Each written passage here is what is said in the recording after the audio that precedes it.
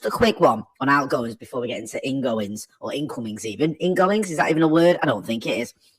Says here in the Mail, I think this is, that United contribute to Jadon Sancho's Dortmund wages. We're still waiting for that deal to be done. He's going to go out on loan to his former club, of course, according to multiple reports. The Mail is saying that we're going to pay, or United are going to pay, up to 100 grand a week towards his wages. I'm not surprised by this. Jadon Sancho is on huge money. He's on about 350k a week, I think, maybe even a little bit more. So would Dortmund be paying all that? No, they don't pay that kind of wages, those kind of wages. They've had talented players in the past, like Bellingham, Sancho, Haaland, but they've never been on those kind of wages. They've got moves that have led to those wages, as Sancho has with Manchester United. But I'm not surprised that for Dortmund to take Sancho, United would have to pay some of his wages. And it still makes sense for me, this deal. People may look at it and go, why are we paying some of his wages, or we shouldn't do it, or whatever. For me, you ain't going to get him out the door if you don't, and he needs to move on. I'm sorry, but he does. So I think this makes sense. Let me know what you think. You may disagree. For me, United paying, maybe a third, a bit less than a third of his wage, then it's not the end of the world. I think it's a deal that makes sense. But like I said, let me know what you think in the comments. Also, as well, if you're not doing already, subscribe to the channel. We want to get to 750,000 subscribers. And with your support, yes, your support, we will get there. Some other stories doing the rounds as well. Not just, obviously, Jadon Sancho stories. Hopefully, by the time you watch this, I said this yesterday, by the time you watched it, that deal's already been done. But it's just dragging on a little bit, innit? It says here this is in the Manchester Evening News, and this has come via Le Bon Conseil du Sport. Forgive me for that absolutely woeful French accent. That was a French accent, in case you were wondering. It says here, according to a report by the French news outlet that I won't repeat, we're in for Giorgio Scalvini. We're in advanced negotiations for the Atalanta centre-back. Now, I had this story last week. Scalvini, who's been doing very well at Atalanta, decent young centre-back. Looks like, there's a little bit of momentum gathering to this story because, like I said, it's been doing the rounds now for a little over a week or so. He's only 20 years old. He's got 7 caps for Italy. I'm not going to pretend I know a lot about him. I'm not going to do some ham-fisted scouting report.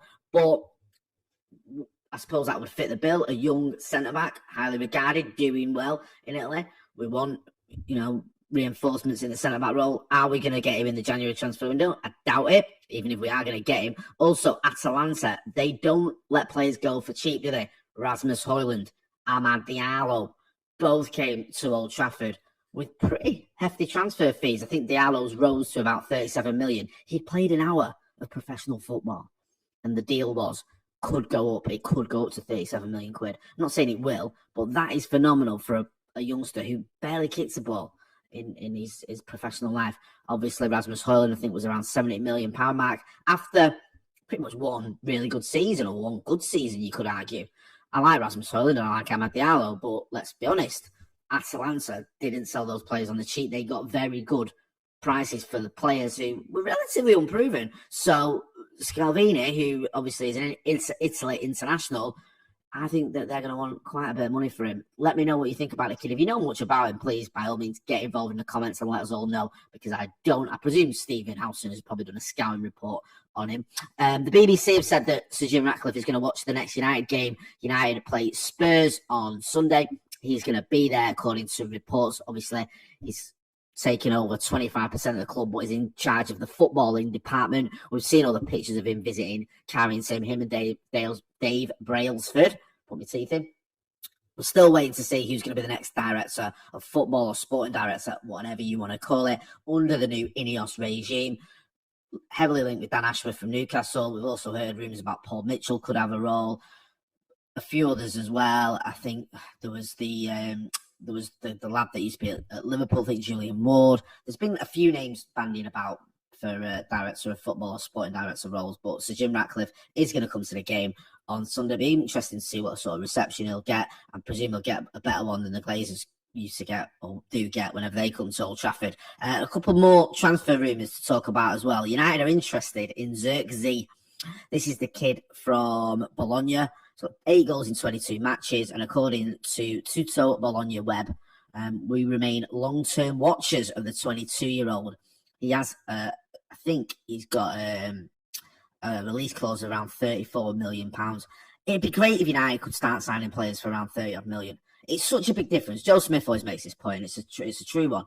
If you buy a player for around 30, even 40 million, and he doesn't quite hit the ground running or things aren't going his way, no one really jumps on his back. No one really goes, oh my God, what a disaster. This is terrible. When you buy a player for 70, 80 million or whatever, unless he sets the world alight immediately, everyone's on his case. I think that can get in a player's head. I mean, look, it's interesting. Look at Liverpool as a good example. And it's not very often to say that. But Cody Gakpo, I think he was like, 40 million? Not really done loads. No one really talks about him that much of flattering to deceive, which I think he has.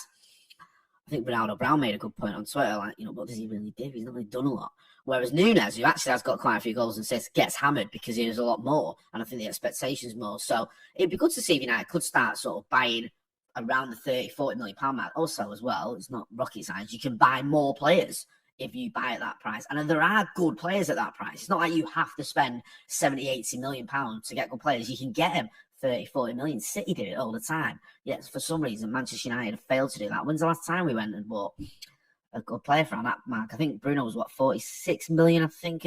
When we got him, he's the only one that stands out. I think everyone else has either been a lot more or they haven't lived up to expectations.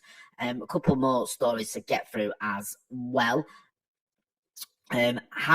Isaac Hansen Aaron is considering his future. According to the Evening News, he's in the final 6 months of his deal. Reports that he's not too happy about the fact that he missed out on some first-team games. Didn't obviously feature in the squad for the Wigan game. So, yeah, he could be on his way out. It's a shame he's a talented youngster, but there's only so many opportunities you can get.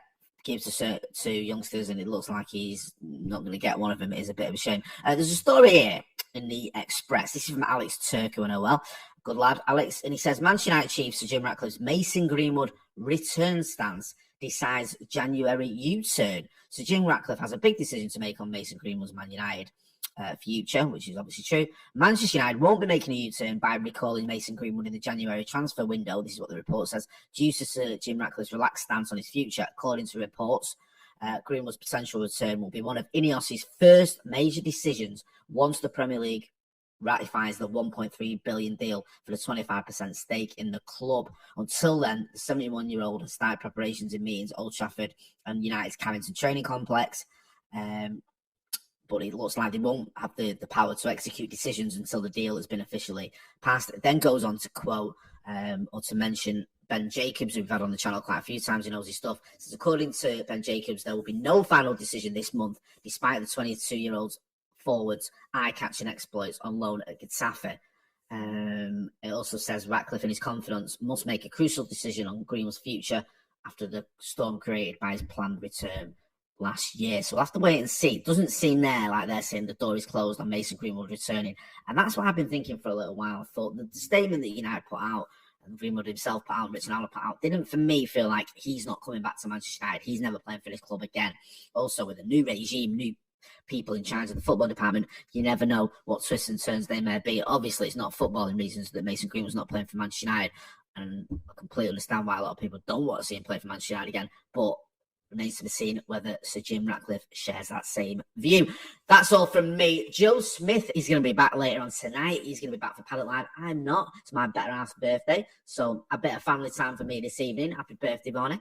But I will be back tomorrow with the news. Make sure if you're not doing already, you hit like, share, and subscribe. I'm Jay Moy in a pretty grim Salford, weather-wise. Thanks for watching.